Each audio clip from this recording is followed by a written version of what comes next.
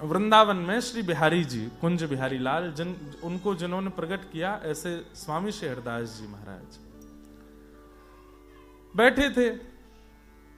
तो कथा तो बहुत बड़ी है, पूरी नहीं सुनाऊंगा, पर अकबर के यहां पर बहुत अच्छा गाते थे बीरबल, और तानसेन भी बहुत अच्छा गाते थे। तानसेन जो थे वो स्वामी श्री हरदास जी के शिष्य। तानसेन इतना अच्छा गाता था कि एक दिन अकबर ने कहा कि तुमसे बढ़िया गवैया शायद पूरे भारत में नहीं होगा।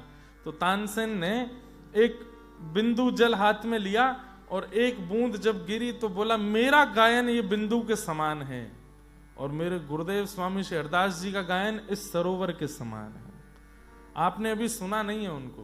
तो अकबर बोला, अच्छा, निमंत्रण भिजवाओ, हम सुनने के लिए तैयार हैं, हम सुनने के रिजवार हैं, उनको बुलाएंगे, अपने अपने दरबार में गवाएंगे।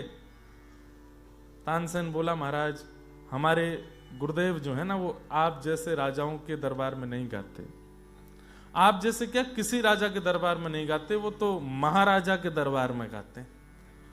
ठाकुर जी को रिझाने के लिए गाते हैं और किसी के लिए उनका स्वर प्रकट नहीं होता।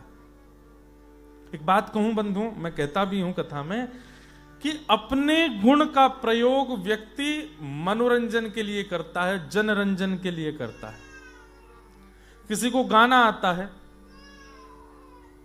किसी को गाना आता है तो वो सबको रिझाने के लिए गाने लगता है कि लोग वाहवाही करें, लोग मुझे सुनकर के प्रेज करें, लोग मुझे सुनकर के लाइक करें, मुझे फॉलो करें, मेरे फॉलोअर्स हो जाएं। अपने गुण का प्रदर्शन करने लगते हैं हम लोग। कोई गाना जानता है तो गाने का प्रदर्शन, कोई नाचना जानता है तो नाचने का प्रदर्शन, कोई श्रृंगार करना जानता है तो श्रृंगार का प्रदर्शन, कोई भोजन बनाना जानता है तो उसका प्रदर्शन। आजकल तो ये बहुत ज्यादा हो गया है। पर हमारी एक बात माने, आप लोग जो यहां बैठे हैं, आप में से अगर किसी के पास कोई बहुत सुंदर गुण है, उस गुण को सबसे छुपाओ और केवल इनको बताओ। जैसे मानो गाना आता है, कुछ सुंदर स्वर है आपके पास, आप फिल्मी भी गा सकते हैं, आप गजल भी गा सकते हैं, आप सूफी भी गा सकते हैं, हम सब गा सकते हैं, हमको सब गाना आता भी है। लेकिन अधिकतर इनकी सेवा के राग पद ही गाते हैं। क्यों? अपने गुण का प्रयोग इनको रिझाने में करो, वो भक्ति का सर्वोत्कृष्ट एक स्वरूप है। अपना गुण खोजिए, क्या आता है आपको ऐसा जिससे लोग खिंचे चले आते हैं आपके पास, उसको लोगों के लिए करना बंद कर दो, इनके लिए करना प्रारंभ कर दो। तो मैं स्वामी श्री हरदास जी की बात कर रहा था। स्वामी श्री हरदास जी महाराज वो दुनिया के आगे नहीं गाते। बादशाह अकबर ने कहा, अब तो तुमने मुझसे कह दिया है तानसेन, अब मेरे मन में इच्छा हो रही है, मुझे सुनना है उनको। सब लोग ध्यान से सुनो। तो तानसेन बोले, एक ही तरीका है। बोले, क्या? मैं अपने गुरुदेव को महीने में एक बार प्रणाम करने जाता हूं और महीने भर का रियाज सुनाता हूं। रियाज मतलब जो संगीतकार प्रैक्टिस करते हैं, तो मैं अपने गुरुदेव को जाके सुनाता हूं। तो उसमें एक चीज हो सकती है। बोले, क्या? आप मेरे सेवक बन के चलो, मेरे तंबूरा उठा के बजाने वाले बन के चलो, तो स्वामी जी का स्वर सुन सकते हो। तो अकबर इतना रिजवार था कि वो बोला कि मैं तुम्हारा सेवक बनने को तैयार हूं, पर मुझे स्वामी जी का स्वर सुनना है। और अकबर सेवक बन करके वृंदावन आया। आगे आगे तानसेन चल रहे हैं और पीछे उनका झोला पकड़ करके अकबर चल रहा है। स्वामी जी को सुनने के लिए निधिवन में आए। तानसेन ने पहले ही कह दिया था, सुनो, चाहे जो करना, पर गुरुदेव की वाणी सुन के वाह वाह मत करना, तुम अपनी राजागिरी नहीं छोड़ते हो। कोई गाता है तुरंत कहते वाह वाह वाह वाह, ये गुरुदेव के आगे मत कर देना, नहीं तो बहुत नाराज हो जाएंगे। कितना नाराज हो सकते हैं? बोले, मृत्यु दंड भी दे सकते हैं। मैं बादशाह हिंदुस्तान, अरे ये बात मत बोला करो, अभी तुम मेरे चेला बन के चल रहे हो, वाह वाह मत करना। तो ठीक है। स्वामी जी के सन्मुख जैसे ही पहुंचे तो स्वामी जी ने तानसेन को देख के कहा, तानसेन आओ, बिहारी जी विराज रहे। निधिवन में बिहारी जी विराजते थे। कुछ सुनाओ ठाकुर जी को, ठाकुर जी को कुछ गा के सुनाओ। तो तानसेन कुछ गाने लगे।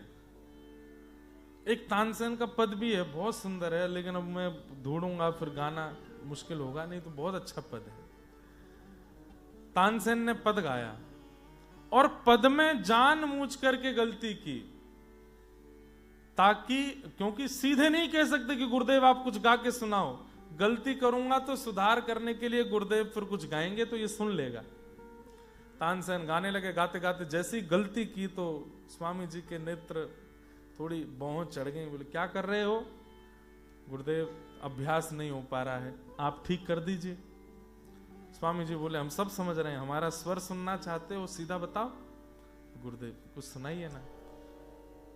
आहा, स्वामी श्री हरदास जी महाराज ने जैसे वीणा हाथ में लेकर के स्वर छेड़ा है, जैसे आलाप लिया है, व्रज की रज झंकार करने लगी।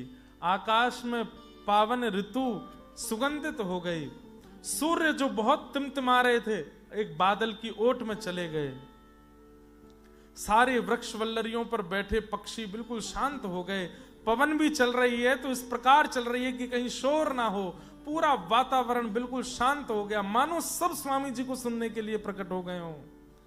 और जैसे स्वामी जी ने गाया, आहा, पूरा शरीर रोंगटे खड़े हो गए तानसेन के और बादशाह अकबर के। नेत्रों से अश्रु गिरने लगा। केवल आलाप गाया है, अभी कुछ गाया भी नहीं, आलाप कर रहे हैं। उस आलाप से ही ऐसी स्थिति हो गई। नेत्र बंद हो गए, मंत्र मुग्ध हो गया अकबर। ऐसा स्वर सुना ही नहीं था उसने, और मुख से निकला वाह वाह वाह वाह। स्वामी श्री हरदास जी ने तुरंत नेत्र खोले।